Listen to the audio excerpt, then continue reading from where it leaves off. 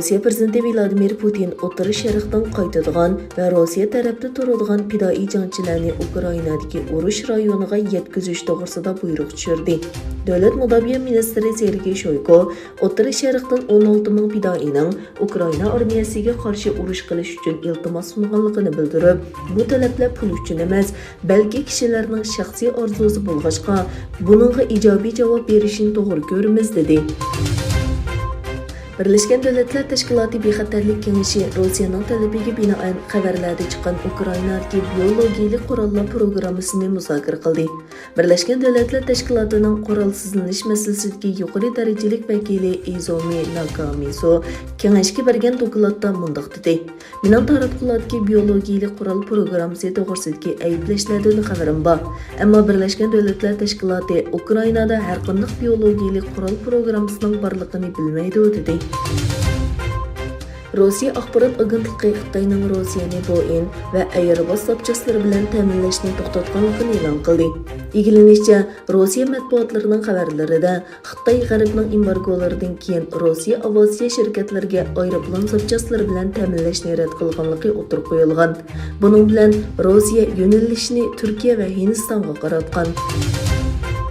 Yevropa İttifaqının tashqi munosabat va bexatarlik siyosatining yuqori darajalik vakili Josep Borrell Fransiyada o'tkazilgan g'ayri-rasmiy Yevropa İttifaqi rahbarlari boshliqlar yig'inining 2-chi kunida Yevropa İttifaqının Ukrainaga bergan harbiy yordamlarga 500 million yevro qo'shish talabi berganligini aytdi.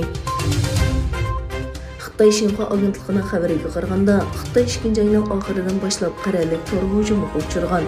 Bu hujumlarda Amerikada internet adresi bor xakerlarning Xitoydagi kompyuterlarni kontrol qilib, Rossiya, Ukraina va Belarusiyani nishon qilganligi o'tirib qo'yilgan. Türkiye Devlet Mudofaa Ministri Hulusi Akar, Rossiya Federatsiyasi Devlet Mudofaa Ministri Sergey Shoygu va Ukraina Devlet Mudofaa Ministri Oleksiy Rezenkov bilan telefonlashdi. Ministr Akar yig'in jarayonida Rossiyaning portlarda saqlayotgan paraxotlarining bexatar holda Turkiyaga kelishi uchun ta'minlangan yordamning va tarqoqlashtirish uchun insonparvarlik koridori etishning muhimligini ta'kidlagan. Shundaqla texnik ko'p ziyonning oldini olish uchun jiddiy urush to'xtatish lozimligini ta'kidlagan. Yadro qurollari bo'lgan Hindiston va Pokiston pat-pat urush girdobiga berib, dunyoni jiddiylashtirmoqda. Bu qitim Hindiston Davlat mudofaa ministrligi Pokistonga tushib ketgan boshqarilgan bombaning texnikalik masala sababidan ehtiyotsizlikdan etilganligini aytdi. Xitoy Birleşken Devletler Teşkilatı Kişilik Huquq Oliy komissari Michel Bacheletning mayda Sharqiy Turkistonni ziyorat qiladiganligini jazmlashtirdi. Birleşken Devletler Teşkilatı Kişilik Huquq Oliy komissari Birleşken Devletler Teşkilatı Kişilik Huquq Kengashining 48-chi qatimliq yig'inida Beijing hukumati va Birleşken Devletler Teşkilatı vakillar o'mikining bu rayonni ziyorat qilishga qo'shilganligini e'lon qilgan edi.